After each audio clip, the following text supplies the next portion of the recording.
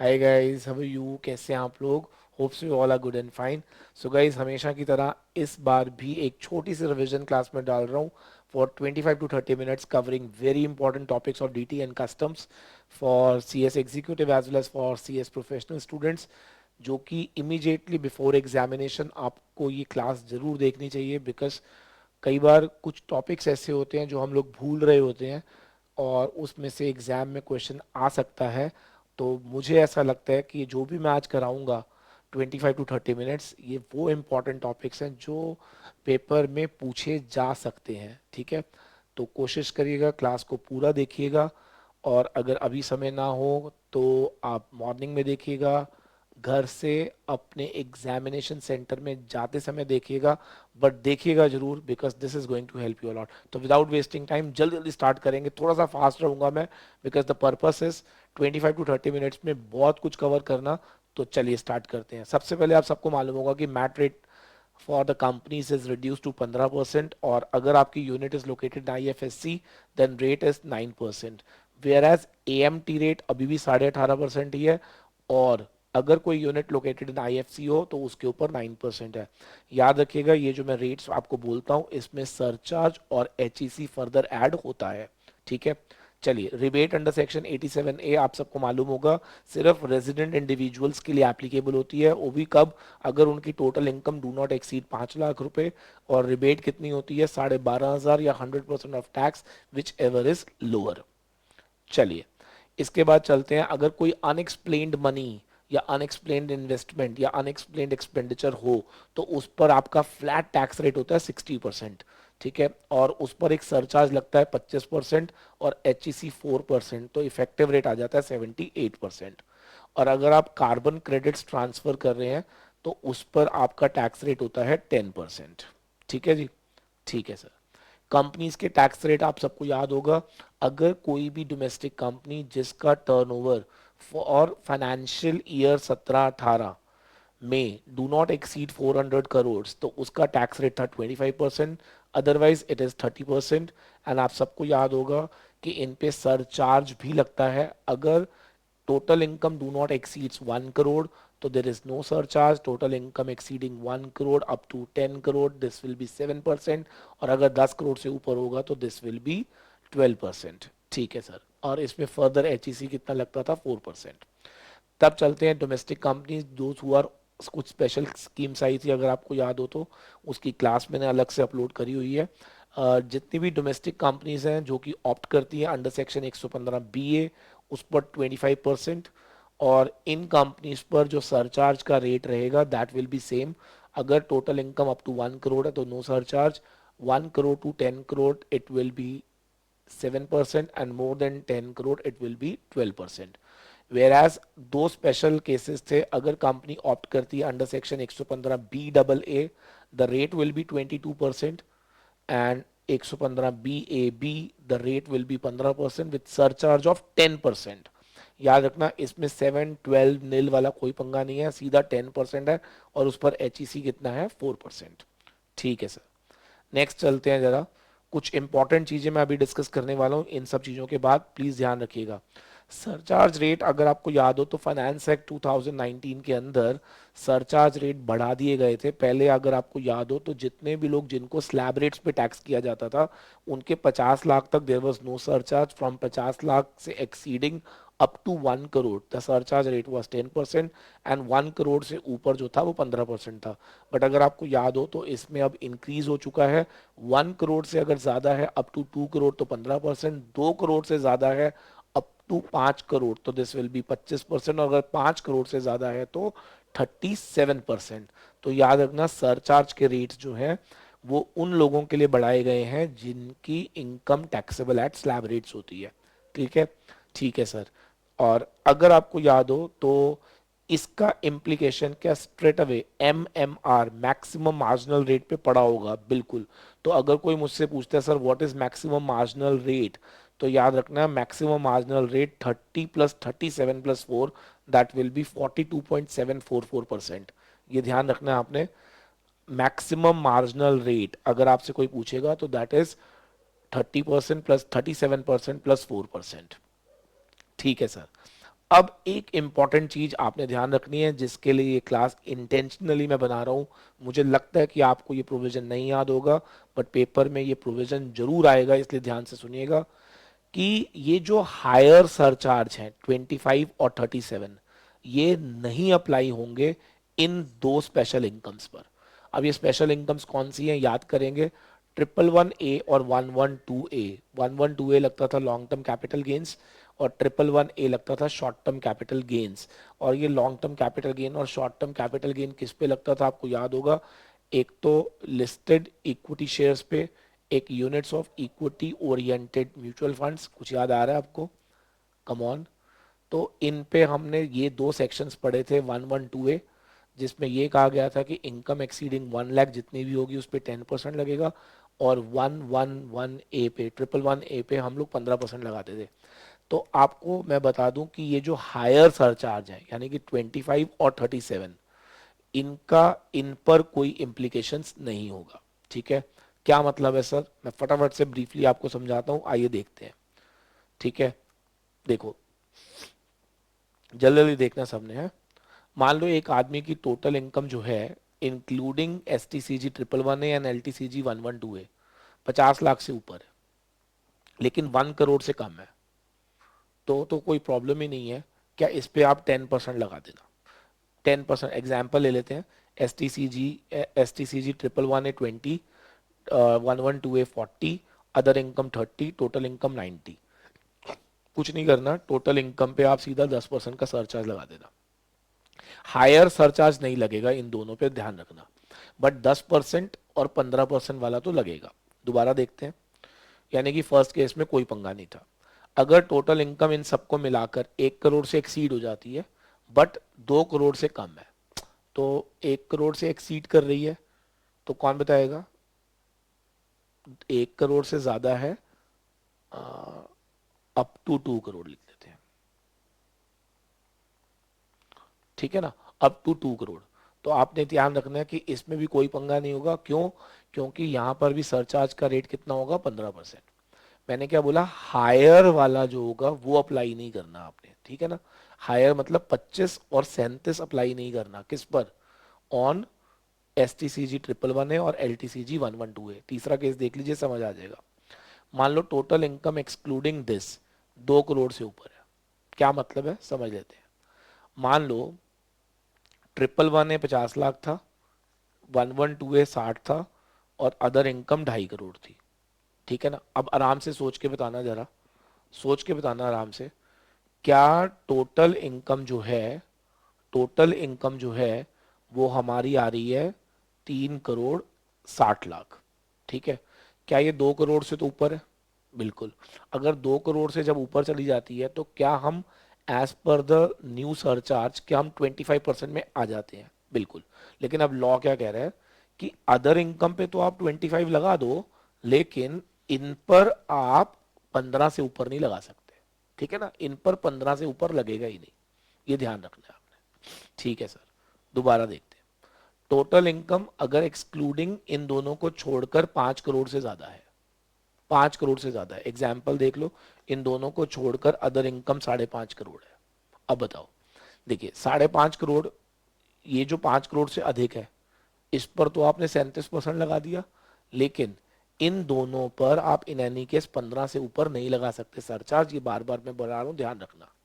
ठीक है, तो जब आप टैक्स कंप्यूट करोगे, इसका भी टैक्स निकालना, इसका भी टैक्स निकालना, इसका भी टैक्स निकालना, इस वाले टैक्स पे 37% सरचार्ज जोड़ना, और इन दोनों वाले टैक्स पे सिर्फ 15% ही सरचार्ज जोड़ना। अब जरा नेक्स्ट केस देखिए जरा, वो बहुत इंपॉर्टेंट केस है। ठीक है, अब यहां पर लॉ क्या कहता है कि अगर आपकी total income including S T C G 111A और 112A 2 करोड़ से ज्यादा है। ठीक है, बड़े ध्यान से देखना। अगर ऐसा है कि इन सबको मिलाकर 2 करोड़ से ज्यादा हो रही है, ठीक है ना, अब मैं एग्जाम्पल दे देता हूँ। लाइक 111A 50 है, 112A 50 है, 55 है, और अदर इनकम 120 है। ठीक है ना, तो कहने को तो ये 2 करोड़ से ऊपर है ना। तो अब लॉ कहता है कि देखो हमने इस पर तो लगाना ही 15 था ना, तो इस पर भी अब हम 15 ही लगाएंगे, ये ध्यान रखना।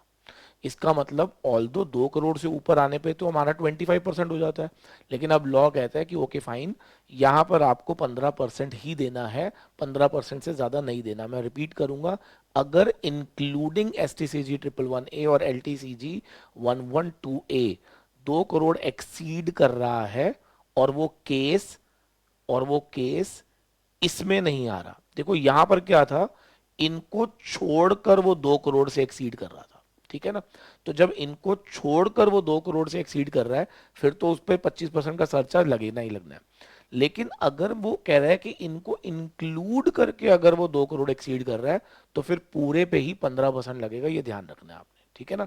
पूरे पे ही कितना लगेगा, 15%।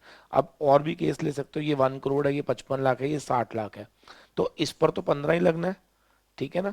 तो इस पर भी कितना लगेगा, 15 ही लगेगा। याद रखना 25% वाला केस नहीं लगेगा, ये मेरे लिए सबसे इंपॉर्टेंट केस है, ये ध्यान रखना है आपने, ठीक है जी। चलो उम्मीद करता हूँ आपको समझ आ गया होगा। तो एक बार ही दोबारा से देख लेते हैं, जल्दी जल्दी बताना, ठीक है। मैं यहाँ पे केसेस लिखूंगा, S T C G 111A, मुझे लगता है ये कल पेपर में आएगा, ठीक है ना, इसीलिए मैं थोड़ा सा स्ट्रेस दे रहा हूँ, ठीक है ना। एक बार ही देखना जरा सब, बहुत क्लियर है, बहुत क्लियर, वेरी वेरी क्लियर, ठीक है ना। देखो ये 20 है, ये 10 है, और ये 50 है, टोटल आ रहा है 80 लाख। तो फ्लैट सरचार्ज सब पे कितना लग जाएगा, 10%, कोई प्रॉब्लम नहीं है। ये 20 है, ठीक है, और ये 50 है, और ये है सपोज 40, तो ये 110 हो गया। सब पे कितना लग जाएगा, 15%। ये सबसे इजीएस्ट केस थे। ये 20 है, ये 50 है, और ये 2.5 करोड़ है। अब बताओ, तो टोटल तो हो गया हमारा 3 करोड़ 20 लाख। तो इस पर आपने कितना लगाना है, 25%, और इन दोनों पे कितना लगाना है, 15%, सिंपल, ठीक है। ये 20 है, ये 50 है, ये है 5.5 करोड़। तो टोटल हो गया हमारे पास 6 करोड़ 20 लाख। अब बताओ फटाफट से, इस पे लगा देना 37, और इन दोनों पे कितना लगा देना, 15। ये तो बिल्कुल एक्सट्रीम केसेस है, ठीक है। अब जो मैंने स्पेशल केस पढ़ाए हैं वो देखो जरा। अगर मैं कहूँ S T C G 111A 50 है, ठीक है, और L T C G 112A 70 है, और अदर इनकम जो है वो 90 है, तो कहने को क्या ये 2 करोड़ एक्सीड तो करा, लेकिन क्या तीनों को मिलाकर एक्सीड करा, तो इन तीनों पे रेट कितना लगा देना, 15%, ठीक है ना। तो ये ध्यान रखना बच्चे, कल पेपर में इस तरह का क्वेश्चन आने के पूरे पूरे चांसेस हैं, ठीक है ना। तो अगर इनको इंक्लूड करके अगर ये 2 करोड़ एक्सीड कर रहा होगा, तो पूरे पे ही 15% लगाना, ये ध्यान रखना बस। हाँ, इसको एक्सक्लूड करके अगर ये 2 करोड़ एक्सीड कर रहा होता तो 25%, और ऊपर वाले पे 15%।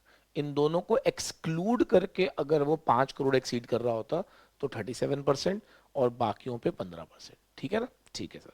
और इंक्लूड करके अगर वो 2 करोड़ एक्सीड करेगा, तो आपने सिंपली क्या बोल देना है, in that case it will be the case of, come on, कौन सा, जहां पर हम लोग लगाएंगे 15% on the entire income surcharge, ठीक है सर। चलिए अब आगे बढ़ते हैं जरा। डिविडेंड का चैप्टर मैं फटाफट से आपको रिवाइज कराऊंगा 2 मिनट के अंदर, ठीक है।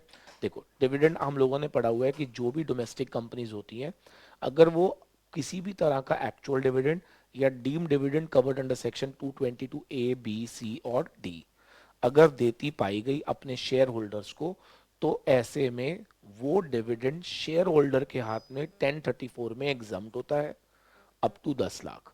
लेकिन अगर वो एक्सीड करेगा 10 लाख, तो जितना भी वो 10 लाख से ज्यादा होगा, उस पर 10% 115 BBDA में शेयर होल्डर पे करेगा टैक्स। यहां तक क्लियर है, ठीक है। और कंपनीज पे करती थी सीडीटी, और सीडीटी का जो रेट था that was 20.5546% of the amount of dividend distributed. Clear हो गया, ठीक है। लेकिन अगर deem dividend covered under section 222E है, यानी कि क्लोजली हेल्ड कंपनी वाला, जिसमें क्लोजली हेल्ड कंपनी क्या देती थी, लोन या एडवांसेस, याद आ रहा होगा। उसमें मैंने आपको बताया था कि उसमें भी कंपनी ही पे करती है सीडीटी, लेकिन उसका जो रेट है वो 30+12+4, 34+9, 34.944% आपका सीडीटी रेट होता है, और इस पर 1034 लग जाता है और शेयर होल्डर के हाथ में एग्जाम्प्ट हो जाता है। इस पे 115 बीबीडीए अप्लाई नहीं होता, ये ध्यान रखना। इसका मतलब अगर ये 10 लाख से ऊपर भी होगा तो भी 115 बीबीडीए अप्लाई नहीं होता। आई होप सो यहाँ तक हमें समझ आ गया है। ठीक है, ठीक है। और अगर कोई डिविडेंड फॉरेन कंपनी देती है तो वो टैक्सेबल होता है in the hands of shareholder, जैसे normal income from other sources. ठीक है सर। फिर हमने ये भी पढ़ा था कि 115 बीबीडीए, जो मैं बार बार बोल रहा हूँ कि शेयर होल्डर के हाथ में इन एक्सेस टू 10 लाख जो डिविडेंड आएगा वो 10% पे टैक्सेबल होगा। उसमें मैंने आपको एक खास बात बताई थी कि 115 बीबीडीए नहीं अप्लाई होता, एक तो डोमेस्टिक कंपनीज पे, एक ट्रस्ट पे जो कि रजिस्टर्ड अंडर सेक्शन 12 है, और एक उन इंस्टीट्यूशन से जो कि एलिजिबल अंडर सेक्शन 1023 है। इनको अगर 10 लाख से ज्यादा भी मिलेगा तो भी इनके हाथ में वो डिविडेंड 1034 में एग्जाम्प्ट रहेगा। ठीक है सर। फिर हमने पढ़ा था 115 बीबीडी, जिसमें अगर किसी इंडियन कंपनी को किसी स्पेसिफाइड फॉरेन कंपनीज जिसके अंदर उसका मिनिमम 26% इन इक्विटी स्टेक होगा, अगर कोई डिविडेंड मिलता है तो वो इंडियन कंपनी के हाथ में टैक्सेबल होगा at a very special rate, और वो स्पेशल रेट था 15% plus surcharge plus HEC. Clear है? ठीक है सर। फिर हमने पढ़ा था जब आप सीडीटी कैलकुलेट करते हैं किसी भी डोमेस्टिक कंपनी के लिए, तो जितना भी वो डिविडेंड डिस्ट्रीब्यूट करती है वैसे तो उस पर सीडीटी निकलता है, लेकिन उसमें से तीन चीजें हम माइनस करते थे। नंबर वन, जितना भी डिविडेंड उसने रिसीव किया होगा from the subsidiary company where सब्सी ने पे करा हो सीबीटी, या फिर वो डिविडेंड जो उसने रिसीव किया होगा फ्रॉम स्पेसिफाइड फॉरेन कंपनी जिस पर उसने 115 बीबीडी के अंदर दिया होगा टैक्स, और तीसरा, अगर किसी भी व्यक्ति को डिविडेंड दिया होगा on the behalf of NPST, new pension scheme trust. तो इन तीनों को हम लेस करके जो अमाउंट आएगा उस पर सीडीटी पे करते हैं। क्लियर है?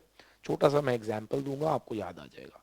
मान लेते हैं कि एक कंपनी ने डिविडेंड दिया है 20 लाख रुपए का, 20 लाख का डिविडेंड दिया है, ठीक है, जिसमें से on behalf of NPST 2 lakh था। तो सीडीटी निकालते समय वो 2 लाख तो माइनस कर दो जो कि ऑन बिहाफ ऑफ एनपीएसटी था। तो सीडीटी कितने पे निकलेगा फिलहाल? 18 पे। मेरे ख्याल से ये समझ आ गया। ठीक है। अगर मैं कहूं कि इसी कंपनी को अपनी ही सब्सिडरी कंपनी से एक डिविडेंड मिला था जिस पर सबसी कंपनी ने ऑलरेडी सीडीटी दिया था, वो था 4 लाख का डिविडेंड उसको सबसी से मिला था जिस पर सबसी ऑलरेडी क्या पे कर चुकी थी? सीडीटी। तो वो 4 भी आप यहां से कर देना माइनस। तो अब सीडीटी कितने पे देना है? 14 पे। अगर मैं कहूं कि इस कंपनी ने 2 लाख रुपया एक स्पेसिफाइड फॉरेन कंपनी से भी डिविडेंड रिसीव किया था जिस पर उसने 115 बीबीडी में टैक्स पे करा है, तो याद रखना वो 2 लाख भी यहां से कर देना माइनस। तो आपको जो सीडीटी देना होगा वो 20 पर नहीं देना होगा जितना डिविडेंड आपने डिस्ट्रीब्यूट किया, आपको देना होगा सिर्फ 12 लाख पे। ठीक है ना? ठीक है सर। फिर इसके अंदर एक पॉइंट मैंने और पढ़ाया था अगर आपको याद हो, और वो ये था कि अगर कोई यूनिट लोकेटेड इन आईएफएससी होगा तो उसके ऊपर किसी तरह का कोई भी सीडीटी चार्ज नहीं होगा। ठीक है सर। फिर हमने पढ़ा था बायबैक। बायबैक के अंदर आपको याद होगा मैंने एक अमेंडमेंट कराई थी। पहले क्या होता था, बायबैक के अंदर 46A लगता था of listed for listed company, और अनलिस्टेड शेयर्स के लिए हम लोग पढ़ते थे 115 सेक्शन, 115 क्यूए क्यूबी क्यूसी अगर आपको याद हो तो। लेकिन अगर आपको याद हो तो फ्रॉम 5 जुलाई 2019 अब 46A जो था वो हट गया था, और अब से जब भी कोई भी कंपनी चाहे लिस्टेड शेयर हो चाहे अनलिस्टेड शेयर्स हो, जब भी बायबैक होगा तो कंपनी पे करेगी एडिशनल टैक्स, और वो बायबैक अब से एग्जम्प्ट रहेगा इन the hands of share holders. कुछ याद आ रहा है? यस। तो और उसमें अगर आपको याद हो तो कंपनी को कितना पे करना होता था? 20 + 12 + 4 ऑन डिस्ट्रीब्यूटेड इनकम।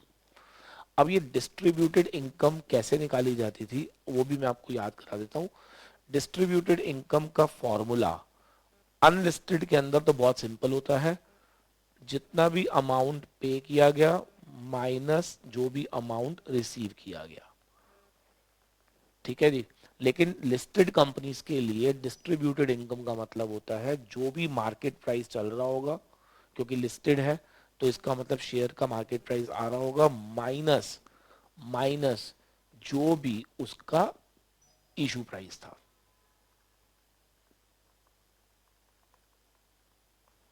ठीक है जी, ठीक है जी। यहाँ पर आप इशू प्राइस को आप परचेज प्राइस भी लिख सकते हो, ठीक है ना, जितने का भी आपने परचेज किया था और जो भी करंट मार्केट प्राइस होगा दोनों का जो डिफरेंस होगा उसको हम बोलेंगे डिस्ट्रीब्यूटेड इनकम, और उस डिस्ट्रीब्यूटेड इनकम पर ये टैक्स लग जाएगा in case of listed company.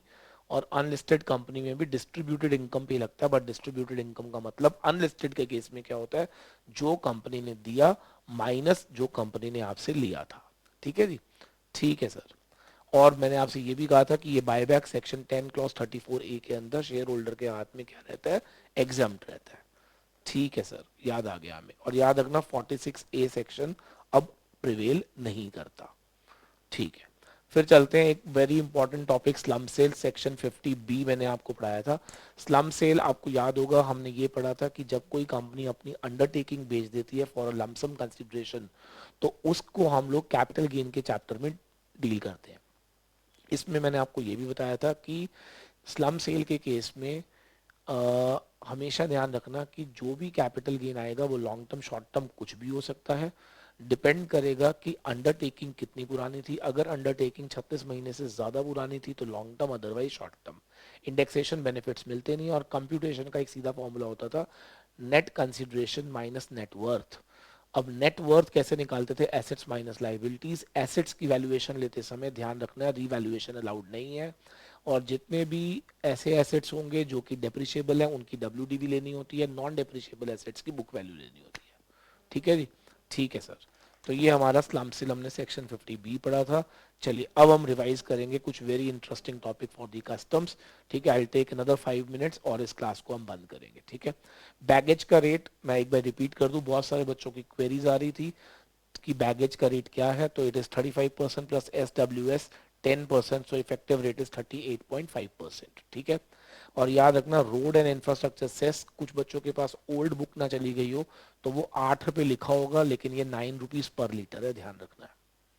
ठीक है जी, अगर 8 लिखा हुआ है तो उसको 9 रुपीज पर लीटर लिख लीजिएगा। ठीक है सर। वैल्यूएशन के चैप्टर में आपको याद होगा कि इंपोर्ट के अंदर जो ड्यूटी चार्ज होती है that is always charge on CIF value. और CIF निकालने के लिए अगर आपको याद हो तो हम लोगों ने रूल 10 सब रूल 2 में ये पढ़ा था कि अगर FOB दी हो तो उसके अंदर इंश्योरेंस और फ्रेट ऐड किया जाता है। कौन मुझे बताएगा कि इन केस अगर मुझे इंश्योरेंस ऐड करना है तो वो कैसे ऐड किया जाता था। तो आपको याद होगा कि अगर तो ये असर्टेनेबल है तो एक्चुअल अमाउंट, और अगर ये अनअसर्टेनेबल है तो 1.125% of FOB will be added into this. ठीक है जी।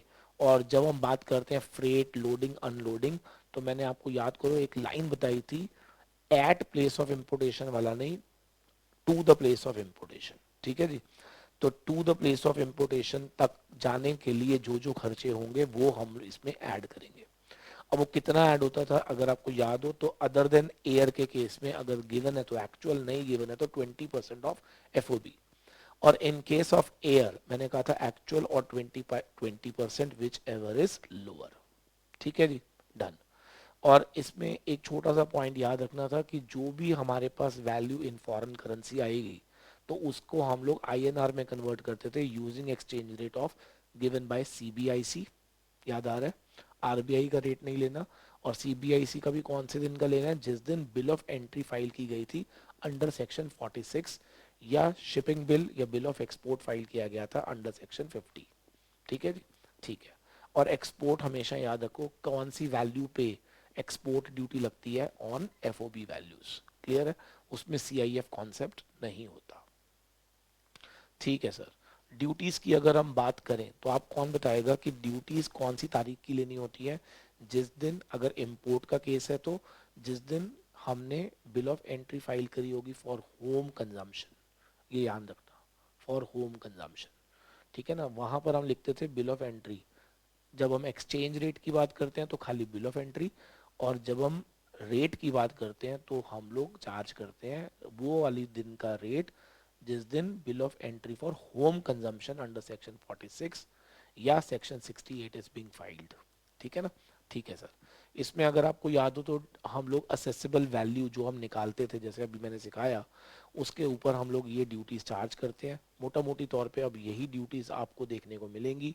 ठीक है, BCD basic custom duty definitely on accessible value charge होती है, S W S on BCD charge होता है, रेट 10% है, आईजीएसटी सभी वैल्यूज को ऐड करके जो आंसर आएगा, AV plus all duties plus S W S, जो भी आंसर आएगा उस पर आईजीएसटी लगा देना और सेम वैल्यू पे जीएसटी कॉम्पनसेशन सेस लगा देना, तो आपको मिल जाएगा फाइनल आपका आंसर। क्लियर है? मैंने पहले ही बोला ये सब मैंने कराया हुआ है, ठीक है ना। द ऑब्जेक्टिव वाज जस्ट एक छोटा सा रीकैप, ताकि आप लोगों को ये चीज़ें एक बारी दोबारा याद आए। और कई बार ऐसा होता है कि पेपर में सेम चीज़ एक बारी आ जाती है, तो आपको लगेगा कि यार यस, जो हमने पढ़ा एकदम से आ गया और हम इमीडिएट लिख पाए। ठीक है जी, thank you very much, God bless you all, stay tune, stay blessed. और पेपर को बहुत ध्यान से लिखिएगा। और मैं आपको बता रहा हूँ गलती क्या होती है, जल्दबाजी में पेपर पढ़ा हुआ हमेशा आपको परेशान करेगा। ठीक है, तो पेपर को बड़े, जब तक क्वेश्चन अच्छे से समझना है, please don't write the answer, because question को समझना is more important then writing it's answer. ठीक है ना। चलिए, गॉड ब्लेस यू ऑल, और उम्मीद है कि आपका पेपर बहुत बहुत बहुत अच्छा होगा। ठीक है जी, थैंक यू वेरी मच।